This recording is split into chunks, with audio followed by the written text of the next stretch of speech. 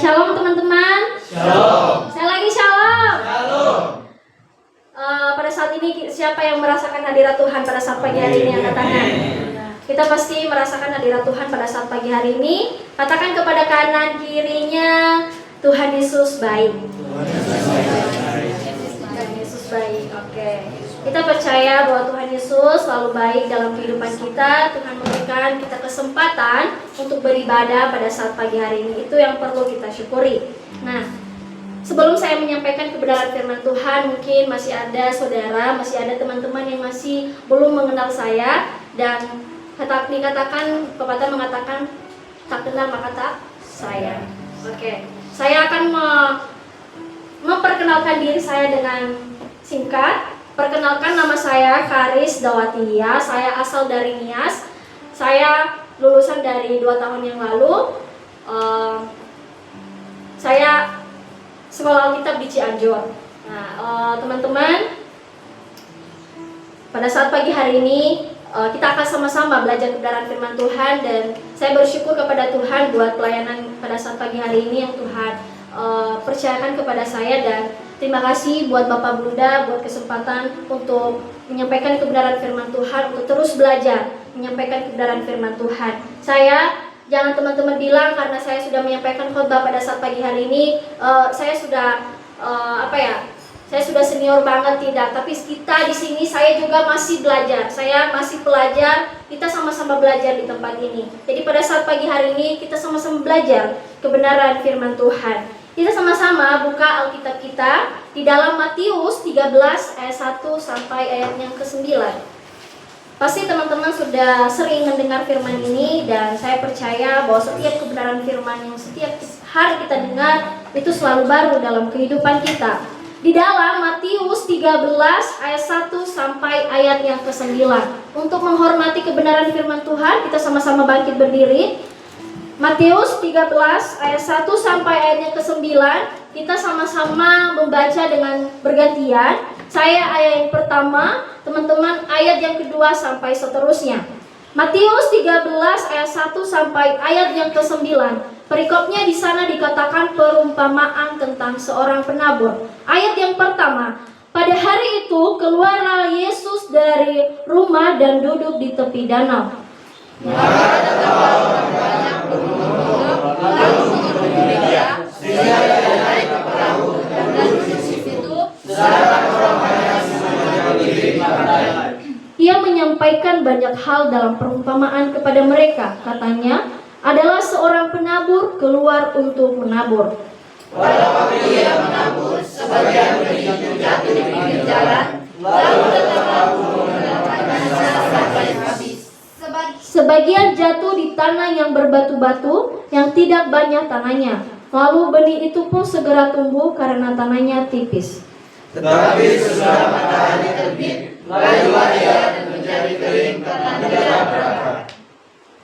Benih yang lain jatuh di tengah semak duri, lalu makin besarlah semak itu dan menghimpitnya sampai mati.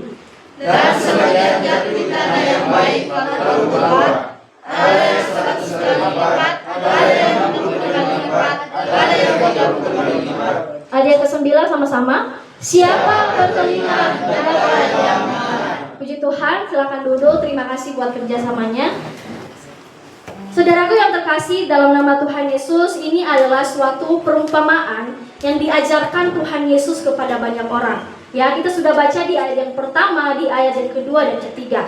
Itu adalah suatu perumpamaan yang diajarkan Tuhan Yesus kepada banyak orang. Ketika orang-orang datang mengerumuni Tuhan Yesus, ketika orang-orang datang untuk mendengar atau ingin mendengar ajaran Tuhan Yesus pada waktu itu. Nah, saudaraku yang terkasih dalam nama Tuhan Yesus, di sana Tuhan Yesus mengajarkan suatu perumpamaan. Di perikopnya di sana dikatakan perumpamaan tentang seorang penabur. Nah, Tuhan Yesus di sana menyatakan berbagai hal perumpamaan. Dan Tuhan berkata adalah seorang penabur keluar untuk menabur. Nah, di sana kita sudah membaca dari ayat yang ke-4 sampai ayat yang ke-8. Di sana banyak benih yang jatuh di tanah yang berbeda-beda. Tidak ada benih yang jatuh di tanah yang sama, tapi ada benih yang jatuh di tanah yang berbeda-beda. Yang pertama tadi, benih yang jatuh di pinggir jalan. Yang kedua, benih yang jatuh di tanah yang berbatu-batu. Yang ketiga, benih yang jatuh di tengah semak duri. Dan yang keempat apa? Benih yang jatuh di tanah yang baik. Nah, saudaraku yang terkasih dalam nama Tuhan Yesus, perlu kita tahu bahwa mungkin teman-teman bertanya, Kak, apa sih arti dari benih dan apa arti dari tanah? Nah, saudaraku yang terkasih di dalam nama Tuhan Yesus, perlu kita tahu bahwa arti dari benih tersebut adalah firman Tuhan. Arti dari benih tersebut adalah firman Tuhan. Yang tanah itu adalah hati kita. Ya, sekali lagi, benih itu adalah firman Tuhan dan tanah itu adalah hati kita. Nah, di sini Tuhan mengajarkan kita bagaimana ketika kita mendengarkan firman Tuhan. Apakah itu jatuh di tanah yang berbatu-batu, di pinggir jalan, semak duri, ataupun tanah yang baik. Di sini kita sudah belajar berapa tahun di sini. Kayak saya, walaupun saya sudah baru 1 tahun di sini, tapi saya banyak belajar di tempat ini. Saya banyak belajar berbagai hal di tempat ini. Nah, teman-teman atau saudaraku yang terkasih dalam nama Tuhan Yesus, kita akan melihat, kita akan belajar satu persatu bagaimana tanah-tanah atau benih-benih yang jatuh di tanah yang berbeda-beda. Nah, yang pertama, saudara, benih yang jatuh di pinggir jalan. Ini adalah benih yang tidak akan bertumbuh. Kak, kenapa tidak bertumbuh? Kak, kenapa tidak berbuah? Karena apa? Ketika teman-teman coba membayangkan, kalau beras aku taruh di pinggir jalan, aku taruh di tengah jalan, apakah beras tersebut nanti akan tetap ada di situ? Tidak ada. Alasannya? Karena mungkin burung akan memakannya, mungkin ayam akan memakannya. Nah, begitu juga benih, ketika ditaruh, ketika ditanam, ketika ditanam di suatu tanah di pinggir jalan, dia masih tidak akan bertahan.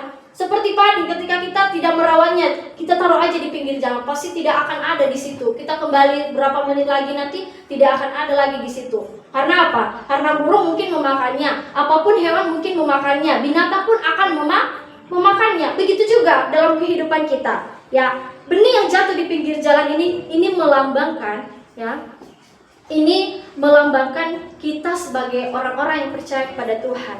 Kita mungkin mendengarkan firman Tuhan, ya. Kita mungkin mendengarkan firman Tuhan, tetapi kembali lagi kita terhimpit oleh kekhawatiran kita, ya. Ketika setiap kebenaran firman Tuhan kita jatuh di pinggir jalan, maka itu semua tidak ada artinya. Lah, kenapa tidak ada artinya, Kak? Padahal saya sudah mendengarkan firman Tuhan. Kenapa tidak ada artinya? Karena ketika kita mendengarkan firman Tuhan, mungkin saya tidak tahu hati teman-teman pada saat pagi hari ini. Mungkin mata teman-teman tertuju kepada saya, tapi saya tidak tahu hati teman-teman. Apakah teman-teman tertuju kepada firman Tuhan? Apakah atau teman-teman mungkin ada di hati atau pikirannya mungkin lain-lain. Nanti selesai ibadah, mungkin saya kesini, saya mau nyuci baju, saya mau main bola. Nah, itu pasti akan terhalang oleh hal-hal itu. Sering dikatakan di Cianjur, dikatakan jangan kamu mendengarkan firman Tuhan, didengar telinga kanan, keluar dari telinga kiri. Itu setiap saat, setiap kali kami mendengarkan firman Tuhan dari staf SAC, tetap dikatakan seperti begitu. Kalau kalian mau belajar, jangan kalian didengar sama telinga kanan, keluar telinga kiri. Artinya tidak betah di sini, tidak bertumbuh di sini. Makanya hati kita harus beres dulu ketika kita mendengarkan firman Tuhan. Ketika kita mau mengikut Tuhan benar-benar, kita harus membereskan ini dulu. Kita kemarin sudah retreat di sana, pasti saya percaya teman-teman sudah beres semua hatinya, sudah benar-benar tertuju pada Tuhan. Katakan amin.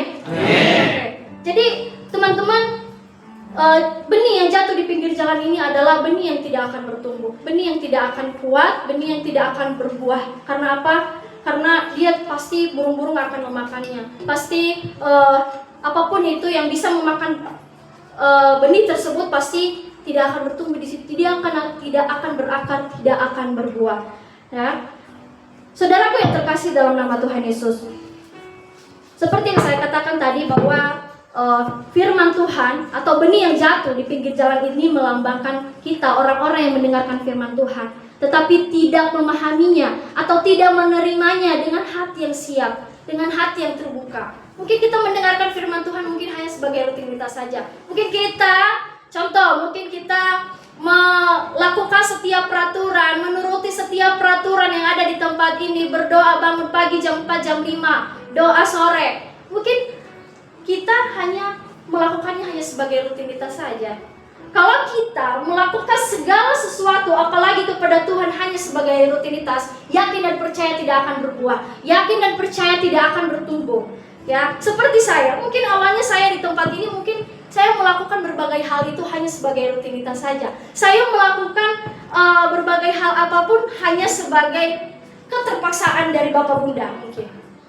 Mungkin saya melakukan berbagai aturan di tempat ini itu karena saya takut sama Bapak Bunda, bukan takut sama Tuhan. Ya. Nah itu artinya jadinya tidak ada artinya, jadinya sia-sia, jadinya hampa. Hidup ini hampa tanpa Tuhan. Ya, hidup ini hampa tanpa Tuhan. Maka dari itu, mari teman-teman, ketika kita mendengarkan ajaran firman Tuhan, ketika kita mau mendengarkan nasihat dari Bapak Bunda, ketika kita mau dibentuk sama Bapak Bunda, janganlah setiap ajaran tersebut, janganlah setiap kebenaran firman tersebut jatuh di pinggir jalan. Jatuh di pinggir jalan. Karena setiap kebenaran firman Tuhan yang akan jatuh di tanah hati kita yang tidak baik, di tanah pinggir jalan, di hati kita yang di pinggir jalan, maka itu akan sia-sia. Maka itu hampa, tidak ada artinya sama sekali. Kita tidak dapat apa-apa. Nah, yang kedua yaitu benih yang jatuh di tanah yang berbatu-batu. Nah, dikatakan di ayat yang kelima, sebagian jatuh di tanah yang berbatu-batu yang tidak banyak tanahnya, lalu benih itu pun segera tumbuh karena tanahnya tipis. Nah, teman-teman atau saudaraku yang terkasih dalam nama Tuhan Yesus, benih yang jatuh di tanah yang berbatu-batu ini adalah benih yang tidak bisa berakar. Kenapa tidak bisa berakar? Ada nggak teman-teman atau saudaraku yang satu aja yang bisa kasih contoh kenapa tidak bisa berakar gitu? Kalau ada benih yang jatuh yang kita tanam di tanah yang berbatu-batu, kenapa tidak bisa berakar? Atau ketika ada matahari dia akan layu. Kenapa?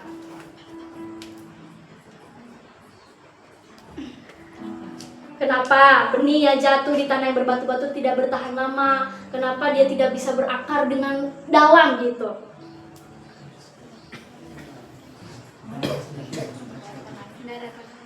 Agus? Gak ada tanahnya katanya. Gak ada tanahnya atau tidak? Kekurangan air. Kedua, Susah berat. Oke, susah berat. ya. Oke, semua jawaban teman-teman benar. Kenapa dia tidak bisa berakar? Karena dia tidak memiliki tanah yang banyak. Dia tidak memiliki tanah yang subur, makanya dia tidak bisa berakar. Coba aja kalau nanti aku tanam nih tanaman di di tanah yang batu-batu nih. Besoknya pasti dia udah layu itu karena dia tidak punya tanah yang subur, dia tidak punya tanah yang banyak. Karena tanaman itu ketika kita tanam suatu tanaman dia mau ingin banyak tanah yang subur, tanah yang banyak. Nah, itu adalah benih yang jatuh di tanah yang berbatu-batu ini. Benih yang jatuh di tanah yang berbatu-batu ini ketika sinar matahari datang, dia akan layu. Dia akan layu, pada ujung-ujungnya perlahan-lahan dia akan mati. Nah, saudaraku yang terkasih di dalam nama Tuhan Yesus, benih yang jatuh di tanah yang berbatu-batu ini melambangkan orang-orang atau kita yang mendengarkan firman Tuhan tetapi tidak memahaminya dan tidak menerimanya dengan sepenuh hati. Seperti yang saya katakan dari awal tadi, kita tidak menerimanya dengan sepenuh hati. Ketika kita mendengarkan firman Tuhan, kita mengeraskan hati kita untuk mendengarkan firman Tuhan. Ya, mungkin ketika kita datang retreat kemarin, mungkin kalau tidak datang ke depan, mungkin kalau kita tidak disuruh ke depan, masih ada yang mengeraskan hati. Masih ada yang mengeraskan hati. Bukan saya apa-apa. Kemarin itu saya masih melihat teman-teman masih mengeraskan hati. Masih mengeraskan hati. Kalau pemimpin rohani itu tidak bilang, keluarkan semuanya unek-unekmu, masih ada yang mengeraskan hati. Masih ada yang mengeraskan hati. Aku masih lihat kemarin itu, saya masih lihat. Tapi puji Tuhannya pada akhirnya dia memberikan semuanya pada Tuhan. Dia memberikan hidupnya sepenuhnya kepada Tuhan. Tuhan, ini saya. Ampuni saya, mungkin saya mengeraskan hati saya untuk Tuhan. Mungkin saya datang di tempat ini mungkin dengan keterpaksaan, mungkin dengan latar belakang, mungkin saya punya masalah seperti saya datang di tempat ini dengan masalah. Saya datang di tempat ini dengan masalah. Saya memang perempuan tapi saya nakal. Nah itu saya datang di tempat ini dengan masalah. Kalau saya nggak datang di tempat ini, mungkin di dosanya saya tidak tahu hidup saya seperti apa. Saya tidak tahu seperti apa, hidup saya seperti apa. Teman-teman bisa belajar dari saya. Sebenarnya kalau saya tidak, mungkin kalian udah tahu semua dari Bunda.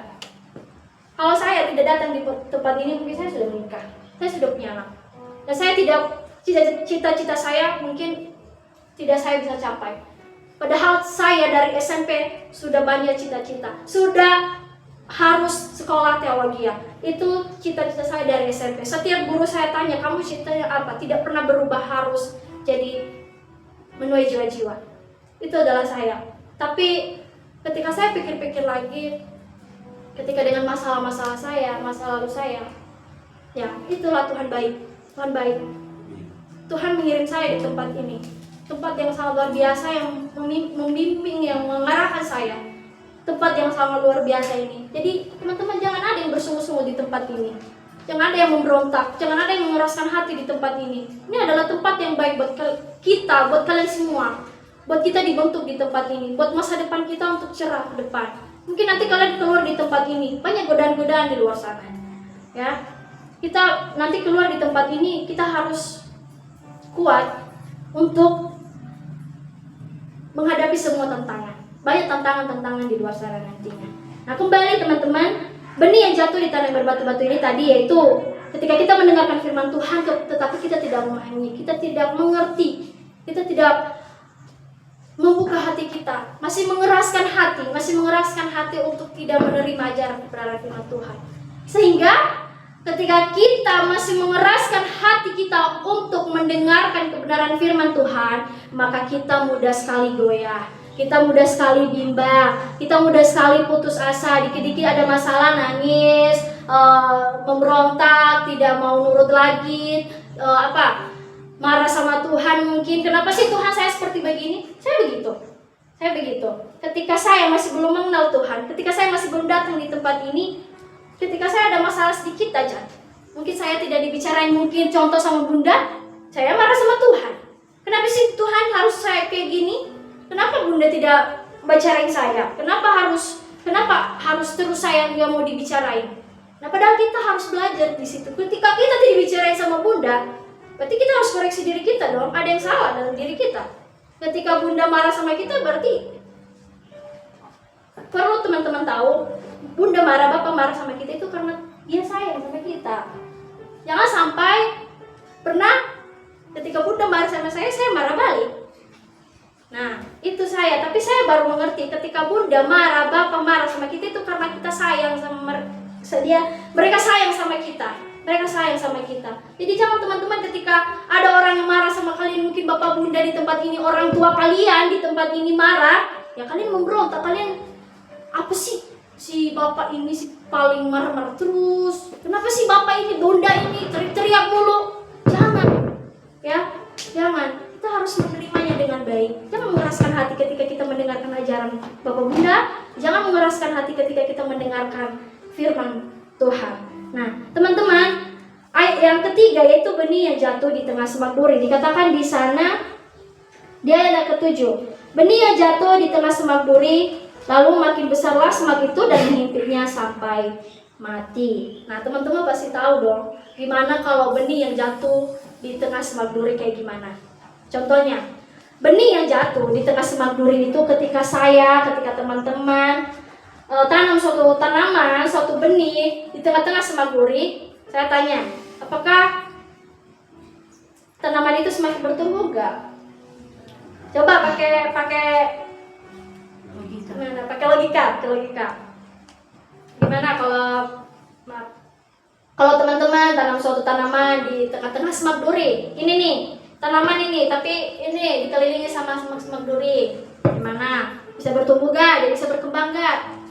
Tidak bisa. Karena apa? Karena ketika semak duri itu semakin besar, mungkin dia ada niat untuk semakin berkembang. Saya mau berkembang, saya mau ingin bertumbuh lagi sampai saya berbuah. Tapi dia tidak bisa karena dia dikelilingi sama semak-semak duri. Dia dikelilingi sama semak-semak duri itu. Dia semakin besar tapi semak duri itu juga semakin besar. Jadi dia dihimpit. Dia dihimpit sampai mati.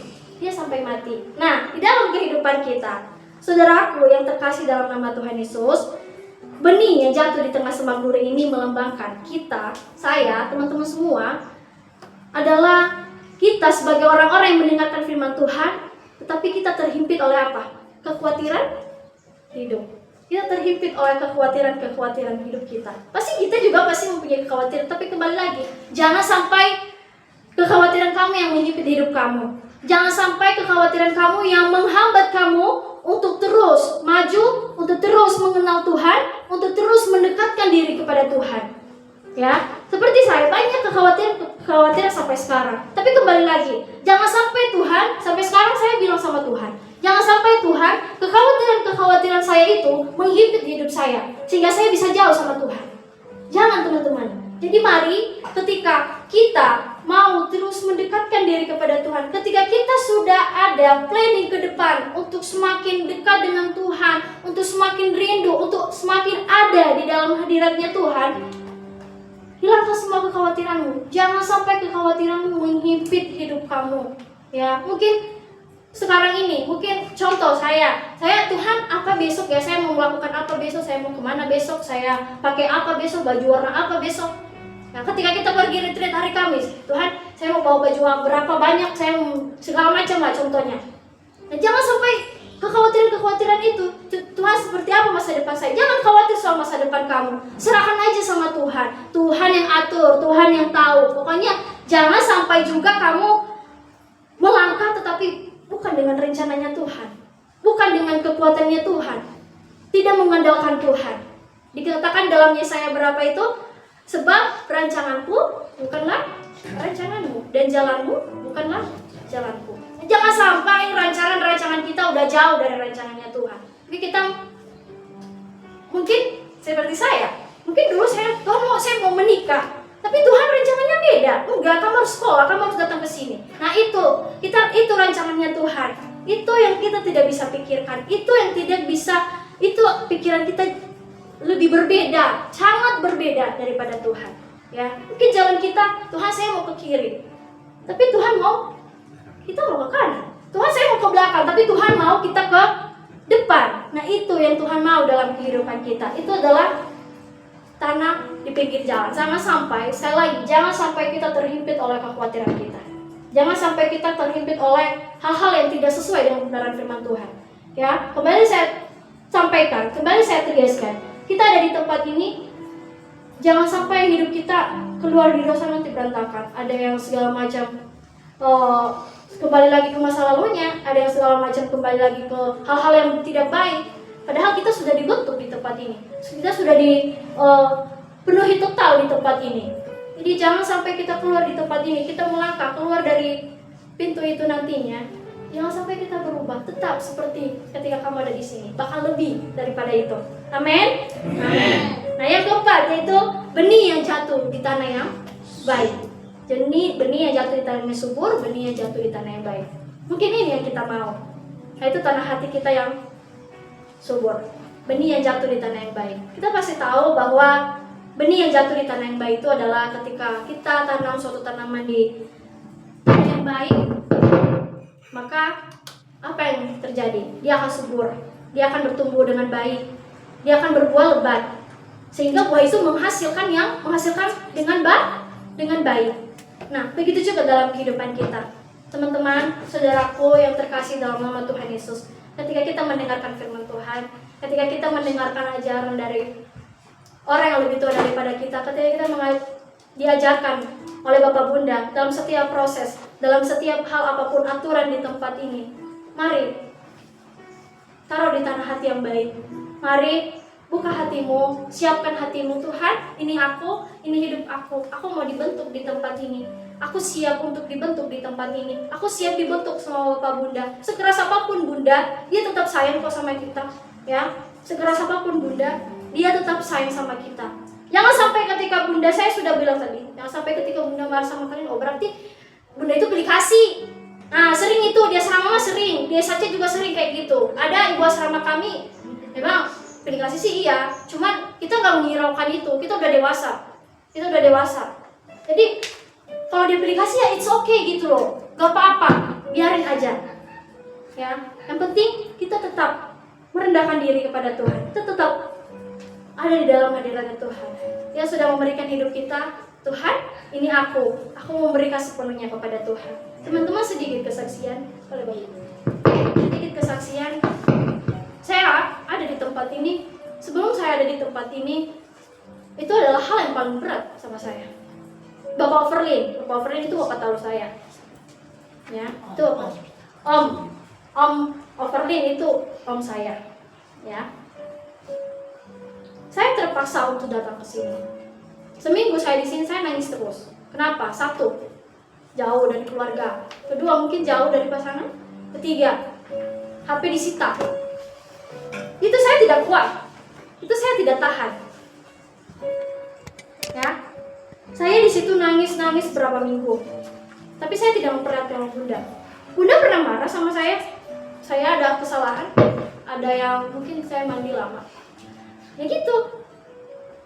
Tapi saya tidak, padahal saya baru di situ, saya tidak bilang ini maaf ya Bun, ini Bunda, ini kenapa sih marah-marah terus? Enggak, saya menerima itu semua, saya menerima. Walaupun saya datang di tempat ini dengan terpaksa, walaupun saya datang di tempat ini dengan hati yang tidak terbuka, dengan hati yang masih mengeraskan hati untuk datang di tempat ini. Apa sih tempat ini? Kayak penjara menurutku. Dulu kayak penjara menurutku. Tempat ini, oh Tuhan, aku tidak bisa bebas kemana-mana, udah gak bisa pegang HP, gak bisa keluar, nyuci di sekolah. Kalau di Nes kan nyuci di sungai. Nah gitu. Itu teman-teman, banyak airnya, mengalir terus airnya. Belum tentu airnya bagus apa enggak. Cuci aja baju, mandi Nah gitu. Jadi teman-teman, di tempat ini kita sudah dibentuk dengan baik. Di tempat ini banyak hal yang saya pelajari di tempat ini. Sekalipun saya cuma 1 tahun di tempat ini, saya kelas 3 ada di tempat ini. Tapi banyak hal yang saya pelajari. Makanya saya bilang, bagaimana kalau saya dari kelas 1 sampai kelas 3? Mungkin banyak yang diubahkan, cuma 1 tahun aja banyak yang diubahkan sama Tuhan. Banyak hidup saya dibentuk. Yang awalnya mungkin saya terpaksa di tempat ini. Saya memberontak, mama sama papa saya memberontak, sama om aku saya memberontak. Saya tidak mau di sini, saya tidak mau di asrama. Asrama itu kayak penjara. Saya tidak mau, saya memberontak. Tapi kayak saya dipaksa, didorong terus untuk sini. Tapi bukan manusia yang mendorong aku, Tuhan yang mendorong aku sini. Ya, kalau bukan kehendaknya Tuhan, mungkin saya nggak ada di tempat ini. Tapi ini semua kehendaknya Tuhan. Saya tahu itu semua kehendak Tuhan. Ya, banyak yang saya pelajari di tempat ini. Jadi sama teman-teman semua saya menyampaikan, ayo mari kita sama-sama belajar. Jangan ada di tempat ini yang masih memberontak. Jangan ada yang di tempat ini masih mengeraskan hati untuk tidak mau diajar.